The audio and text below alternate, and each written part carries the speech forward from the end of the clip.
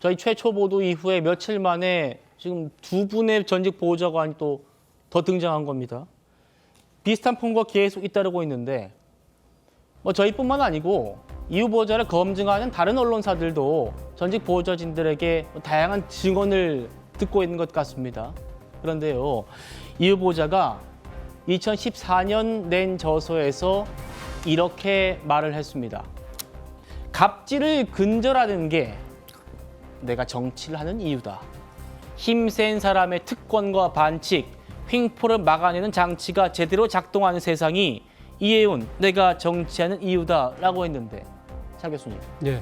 앞서 보신 보좌진들의 증언과는 너무나 다른 내용들 아닙니까? 맞습니다. 그러니까 속다르고 극다른 정말 그러니까 어처구니 없는 모습을 우리가 지금 목도하고 있는 것인데요. 사실 정치를 하시는 뭐 이 지금 공직자들, 특히 국회의원들 같은 경우는 자신이 왜 정치를 하는가에 대한 나름대로의 명분, 그리고 그런 이 소신을 이 유권자들에게 소개하는 여러 가지 책들을 많이 내기는 합니다만, 사실 우리가 왜 정치를 하는데요라고 하면서 이해운 전 의원이 저 책을 낸 것은 2014년도 당시 지방선거에서 서울시장에 출마하기 위해서 저 책을 냈다고 그래요. 예. 아마 모르긴 몰라도 뭐 저 책을 보면서 적잖은 뭐 유권자들 입장에서는 또 마음이 상당히 흔들렸을 가능성도 상당히 있을 거라고 보는데요. 그러나 결국 이 실상은 전혀 180도 다른 모습을 보이고 있었다고 한다면, 사실 이해운 전 의원이 이거보다 사실 이 지금 자신에게 주어진 기획예산처 장관이라는 이 공직을 이렇게 수임할 수 있는 적절한 사람인가에 대한 아마 국민적인 의혹은 점점 더 커질 수밖에 없지 않을까라는 생각이 드는데요. 사실 뭐 이해운 전 의원이 이렇게 여러 가지 뭐 갑질을 했다는 부분은 뭐 지금 뭐 이 이해운 전 의원과 같이 오랫동안 정치를 했던 이 같은 당의 그 인사들 입에서도 상당히 많이 이야기가 나오고 있잖아요. 예. 그렇다고 한다면 그동안에 이런 여러 이 보좌진들에 대한 갑질, 이 부분에 대해서 왜 진즉 우리 공직 사회의 시스템은 제대로 검증이 이루어지지 않았는가 하는 그러게 안타까움도 같이 지금 드는 입장입니다. 예. 결국 이해운 후보자에 대한 고발장도 경찰에 접수가 됐습니다. 오늘 이 후보자 이 논란을 의식했는지 차량을 타고 비공개로 청문 준비 사무실로 출근을 했습니다. 자, 뭐 지난달 29일 처음 나올 때와는 표정도 아주 다르죠. 굳은 표정으로 누군가와 통화하는 모습이 포착됐을 뿐입니다. 그리고 오늘 세종청사에서요, 본인이 초대 장관으로 취임할 수 있는 기획예산처 현판식도 있었는데 이 자리에도 이 후보자 오늘 불참을 했습니다. 정영진 변호사님, 계엄을 옹호했다. 이 논란 때는 직접 카메라 앞에 서가지고 사과를 5번인가요? 그렇게 했는데 이 갑질 논란 터지고는 갑자기 비공개 모드가 됐습니다. 이거는 그야말로 개인적인 이야기가 되는 거고요. 그다음에 다른 걸 다 떠나가지고 조금 전에도 많은 분들이 들었겠지만 지금 그 이해운 후보자의 샤우팅을 듣고 놀라지 않았을 우리 국민들이 있었겠습니까? 그다음에 이거는 전형적인 갑질인데다가 그런데다가 본인이 이야기한 걸 또 시건한 거잖아요. 본인이 그렇게 기본소득 비판하더니 여기에 대해서 입장을 확 바꾸지 않았습니까? 본인이 그렇게 윤호개인 주장하더니 또 그렇게 하지 않았습니까? 그런데 이제는 무슨 뭐 특권이나 이런 게 반칙이 없는 세상 만들겠다라고 하더니 본인이 국회의원 됐을 때 어떻게 행동을 했는가 한두 개가 아니고 계속 나올 거란 말이죠. 예. 그다음에 이해운 후보자 본인은 누구보다 잘 알 겁니다. 얼마나 많은 일들이 또 오픈이 될 것인가. 그러니까 지금 같은 상황에서는요, 이해운 후보자가 괜히 이야기했다가 또 그 이야기 때문에 자신이 더 그 어려운 그 지경에 처해질 수도 있겠다, 이런 생각하지 않겠는가. 제가 봤을 때는요, 이 정도 되면 그야말로 총체적인 인사 실패 아닌가, 저는 그런 생각 듭니다.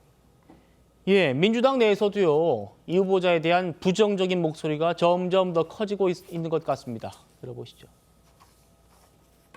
국민의힘 쪽에서 갑질의 대명사였다라는 얘기까지 나올 정도이거든요. 인사청문회 과정에서 낱낱이 꼼꼼하게 점검해야 된다고 생각하고 대통령의 뜻이 있으실 테고 또 뭐 고려한 가운데 그런 결정을 하셨으니 인사권은 존중돼야 된다고 마땅합니다만 네. 저는 잘한 인사다 하는 생각은 별로 안 듭니다. 솔직히. 청문회 과정이라는 공식적인 절차가 있기 때문에 그 과정에서 당은 옹호보다는 검증에 무게를 두고 하겠다 이미 말씀을 드렸고요. 다만 이해운 당사자 지명자와 저도 통화를 했습니다. 예, 이런 문제가 불거진 것만으로도 국민께 송구스러운 일이고 특히 당사자가 충분히 이해하고 그 진정성을 받아들일 수 있어서 진심으로 용서할 때까지 사과하셔야 된다라고 그렇게 말씀을 드렸고 이해운 지명자 당사자도 충분하게 그게 먼저입니다라고 그렇게 이야기를 했어요.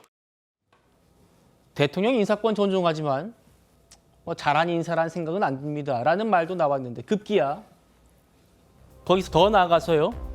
오늘 민주당에서 처음으로 사퇴를 요구하는 목소리도 터져 나왔습니다. 장철민 의원인데요. 이해운 후보자의 폭언 듣는 제가 가슴이 다 벌렁벌렁하더라. 주먹질보다 더한 폭력이다. 사람에게 저런 말 할 수 있는 사람은 어떤 공직도 맡아서는 안 된다. 즉시 사퇴하십시오. 자, 성춘 부회장님. 지금 청문회 날짜도 잡히지 않았는데 벌써부터 여당에서 장관 후보자 사퇴 얘기가 나와요? 아마 장철민 의원도 보좌진 출신이시거든요. 그렇죠. 그렇기 때문에 더 보좌진에 대한 갑질에 대해서 더 이렇게 뼈저리게 공감을 해주신 것 같습니다. 저는 만약에 지금 상황도 그렇게 좋지 않은 분위기인데요. 지금 전직 보좌진들이 더 터뜨릴 수도 있는 상황이거든요. 그러니까 지금 나온 거는 우리가 뭐 여러 번 들었던 그 고성 그리고 지금 집에 프렌트를 설치하라고 했다는 업무 외에 대한 그 지시 이런 거 말고 또 추가적으로 나오게 된다면 당내 추가적으로 더 의원들이 사퇴 요구를 할 가능성도 저는 있다고 생각합니다. 근데 사퇴 요구를 한다고 해서 이제 이해운 후보자가 과연 사퇴를 결단할 것인가 저는 버틸 가능성이 꽤 높다고 보거든요. 왜냐하면 어떻게 보면은 지금 국민의힘 진영에서 뭐 지금 배신자 소리를 들으면서 왔기 때문에 돌아갈 곳이 없습니다.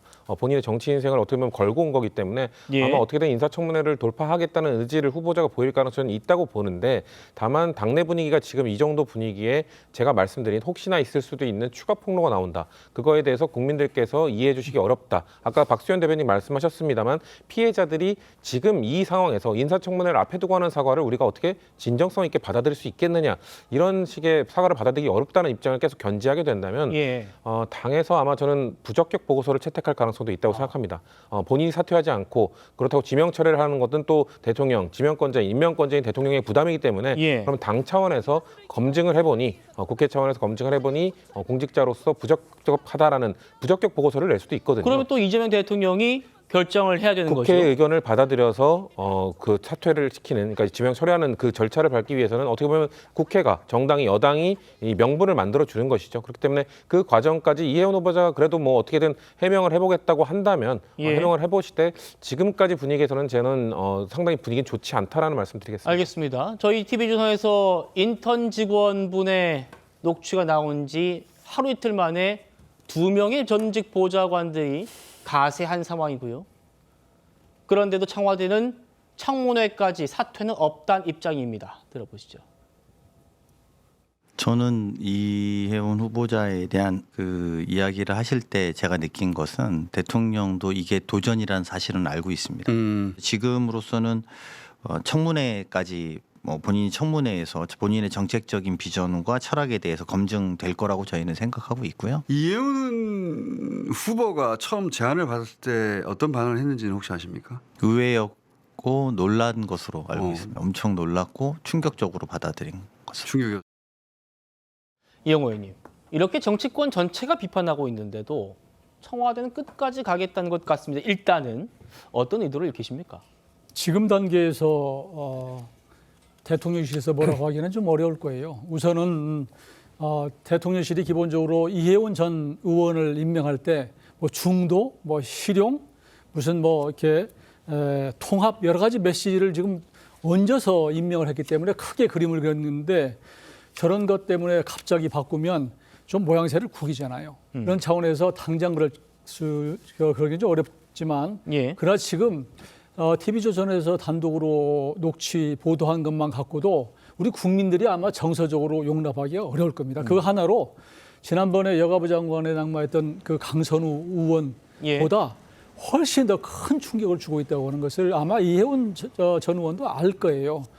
당장은 받아들이기가 어렵지만 그런 부분이 또 하나 있고, 또 하나는 이해운 지금 전 의원이 가고자 하는 기획예산처라고 하는 자리가 사실 이재명 대통령의 소위 이 포퓰리즘이라고 그럴까요?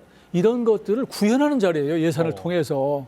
근데 이해운 그 의원은 그동안의 여러 가지 재정 철학이나 정책은 정반대란 말이에요. 그러니까 이거 뜨거운 아이스 아메리카노 같이 도저히 이게 존재할 수 없는 정책이란 말이에요. 그러니까 이런 상태에서 도대체 그러면 이재명 대통령이 이해운 전 의원을 받아들일 때 포퓰리즘을 그만두겠다는 것인지, 아니면 이해운 전 의원이 본인의 모든 소신을 꺾고 거기에 그러면 가서 그대로 시키는 대로 할 것인지, 그렇다고 한다면 의미라는 게 임명 의미가 뭐가 있겠어요. 그러니까 그런 여러 가지 그동안에 무슨 윤색해서 포장했던 의미들이 지금은 다 이제 어려지게 됐고, 또 지금 나와 있는 그 갑질 정도 아니라 남의 귀한 자식에게 어떻게 그런 폭언을 합니까? 제가 보기에는 그 인턴은 평생 트라우마로 남을 거예요.